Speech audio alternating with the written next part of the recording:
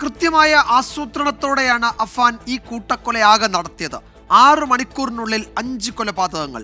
രാവിലെ മുതൽ പ്രിയപ്പെട്ടവരുടെ എല്ലാം ജീവനെടുക്കാനുള്ള യാത്രയിലായിരുന്നു 23-കാരനായ അഫാൻ. വെഞ്ഞാറമൂട്, പാങ്ങോട് എന്നീ 2 പോലീസ് സ്റ്റേഷൻ പരിധികളിലാണ് ക്രൂരകൃത്യം നടന്നത്. പേരുമലയിലെ വീട്ടിൽ മാതാവിനെ ആക്രമിച്ചായിരുന്നു അഫാന്റെ നരനായാട്ടിന്റെ തുടക്കം.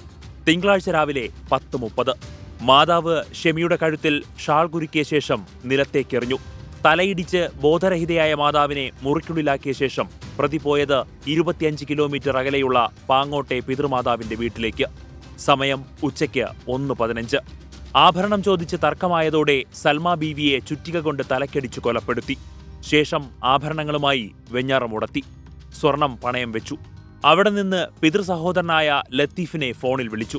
പിന്നീട് 10 കിലോമീറ്റർ അകലെയുള്ള ചുള്ളാളത്തേക്ക്. സമയം ഉച്ചതിരിഞ്ഞ് 3 മണി. പിതാവിന്റെ സഹോദരൻ ലത്തീഫിനെയും ഭാര്യ ഷാഹിദയെയും കൊലപ്പെടുത്തി. അവിടെ നിന്നും 8 കിലോമീറ്റർ സഞ്ചരിച്ച് പേരുമലയിലെ സ്വന്തം വീട്ടിലേക്ക്.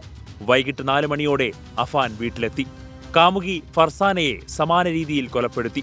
പെൺസുഹൃത്ത് അനാഥമായി പോകുമോ എന്ന ഭയത്തിലാണ് വീട്ടിലേക്ക് വിളിച്ചുവരുത്തി കൊലപ്പെടുത്തിയതെന്നാണ് പോലീസ് പറയുന്നത്. 4:30 സഹോദരൻ അഫ്സാനെയും ഇല്ലാതാക്കി. കൊലപാതകങ്ങൾക്ക് ശേഷം ഗ്യാസ് സിലിണ്ടർ തുറന്നുവിട്ട് വീടും ഗേറ്റും പൂട്ടി പ്രതി വൈകിട്ട് 6:30 വെഞ്ഞാറമൂട് പോലീസ് സ്റ്റേഷനിലെത്തി കീഴടങ്ങി.